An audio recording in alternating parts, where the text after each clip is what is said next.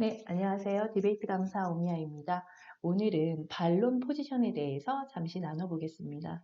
자, 여러분들 일상생활을 하다 보면 우리는 의견이 다른 경우를 많이 맞닥뜨리게 되죠. 그럴 때 어떻게 행동하시는지 궁금하네요. 네. 쟤랑 나랑 친한데 내가 이렇게 다른 의견을 제시해도 좋을까? 라는 고민에 쌓일 수도 있고요.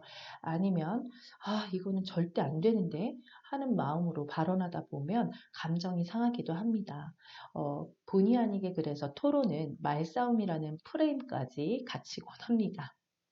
하지만 토론은 말싸움이 아니죠. 네, 논리적인 설득을 위한 의사소통 방식입니다. 그렇다면 그렇게 어려운 부분 중 가장 우리가 힘들어하는 부분이 반론이라고 할 수 있어요. 아무래도 반대 의견을 제시하다 보니까 같은 의견을 말하는 것도 아니고 너와 다른 의견이야. 나는 네 의견이 틀렸다고 생각해 라고도 할 수 있는 부분이기 때문에 좀 더 예의를 갖추고 발언하는 게 필요한 라운드이기도 하죠. 그래서 디베이트 포맷에 보면 반론이라는 라운드가 있습니다. 네, 이 포지션에서는 반론자는 즉석에서 상대방의 의견을 잘 듣고 논리적인 오류를 찾아내서 왜 논리적으로 맞지 않는지 그리고 내 의견과 어느 부분이 다른지를 이유와 근거를 들어서 설명하게 되어 있어요. 그 과정에서 우리는 많은 실수들을 하게 됩니다. 제일 많이 하는 실수가 상대방이 하지도 않은 말을 했다는 전제로 내 의견만을 제시하는 것입니다. 내 의견을 제시하는 것은 상대방의 입장과는 반대 입장이기 때문에 반대 내용이긴 하겠죠. 그래서 그걸 반론으로 오해하고는 하는데 그것은 제대로 된 반론이 아닙니다. 상대방의 발언을 바탕으로 그 주장에 대한 반박이 이루어질 때 우리는 제대로 된 반론을 하고 있다라고 평가할 수 있겠죠. 자, 그러다 보니까 상대방도 억울해지는 거예요.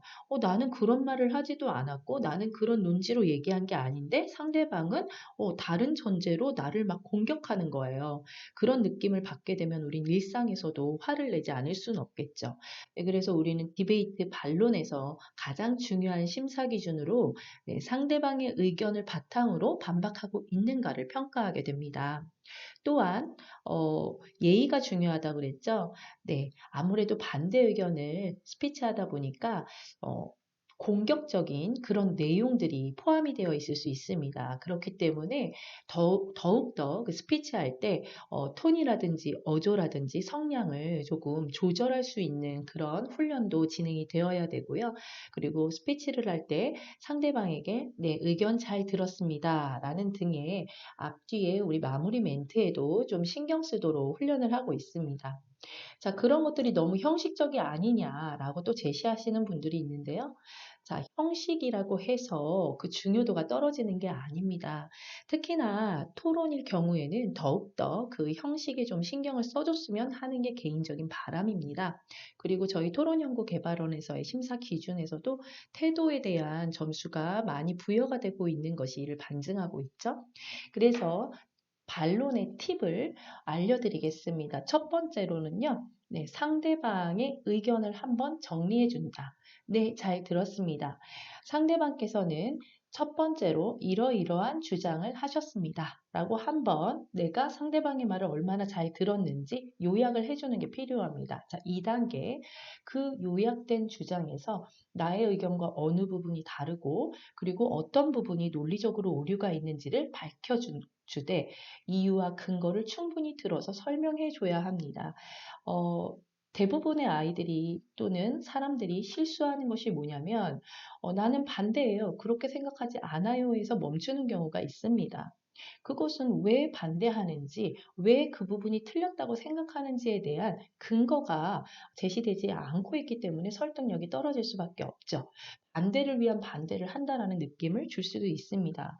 그렇기 때문에 반론에서 두 번째는요, 반대 주장을 제시하되 역시나 반론에서도 근거가 상당히 중요하다라고 말씀을 드리고 싶습니다. 그리고 세 번째는요, 네, 정중하게 그래서 내 주장과 근거가 더 타당하다라는 강조를 해주면서 마무리를 해주셨으면 좋겠습니다.